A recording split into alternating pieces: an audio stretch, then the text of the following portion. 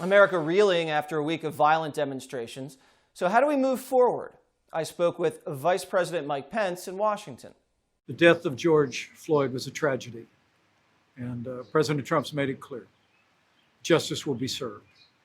We know now charges have been brought against all 4 police officers, and the president immediately deployed Justice Department officials to examine the possibility of federal charges to be brought as well. But what happened on that street in Minneapolis shocked the conscience of the nation, and we stand with every American who was taken aback by that act, and we will stand for justice every day until it's achieved. The Black community is in a lot of pain right now. You're a man of faith. You've marched with civil rights leaders, Bloody Sunday anniversary. How are we going to go about healing this country? Well, as the president said, we stand with all the peaceful protesters, and what's been so troubling is to see the way that the anarchists and criminals and even Antifa have infiltrated these protests to riot, to loot, to bring violence against individuals and law enforcement personnel.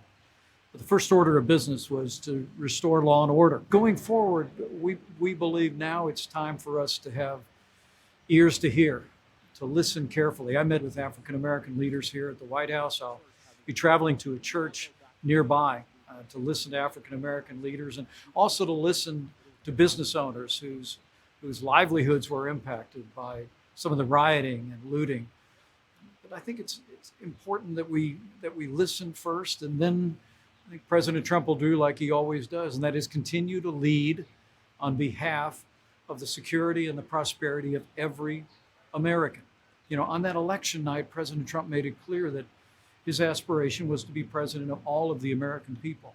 And when it comes to African Americans, I couldn't be more proud to be vice president to a president who oversaw the lowest unemployment rate ever recorded for African Americans, expanded opportunity zones to cities all across the nation by the thousands. $100 billion of investment are going into our inner cities, areas lacking jobs and opportunities. But as we go forward, I think it's incumbent upon all of us to listen with open hearts about ways that we can address some of the long-term challenges that minority communities and African Americans in our cities have faced, whether that be educational challenges, whether it be economic challenge or healthcare, and we're determined to do just that. Some of these liberal politicians like Mayor Bill de Blasio won't protect his own city. There's a playbook for protecting it. He won't execute it. He's not letting people shop, but he's letting people loot. Why do you think that's happening? To see places like Fifth Avenue, places that every American, even those of us from the heartland, know about.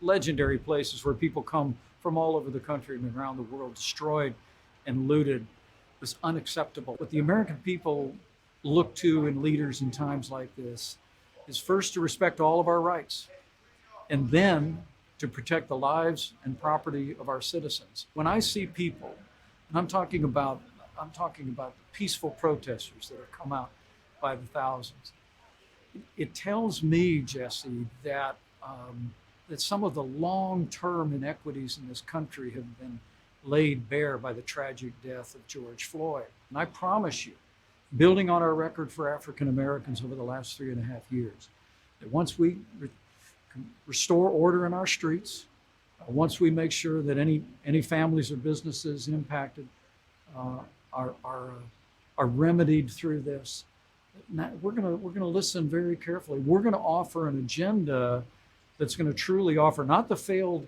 Democrat policies of the last 50 years that have failed African Americans in many families in our inner cities. We're going to offer a positive agenda and real results.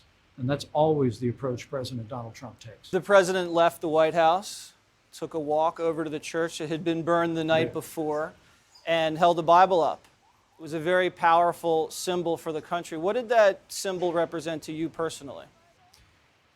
What that said to me was that here in America, we will not tolerate burning churches, rioting and looting, or taking advantage of what would otherwise be peaceful protests to pursue criminal aims. And the president strode across Lafayette Park. He paid his respects at one of the most venerated churches in America to make that point. But he also took action. And the president's decision to deploy the National Guard here in our nation's capital to ensure that here in the very seat of our democracy, that we preserved the law and order that is necessary for a free society.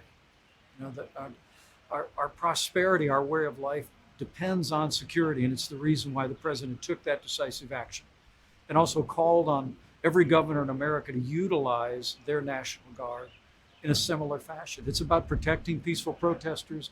It's about protecting businesses in the areas where some of the rioting has taken place and looting.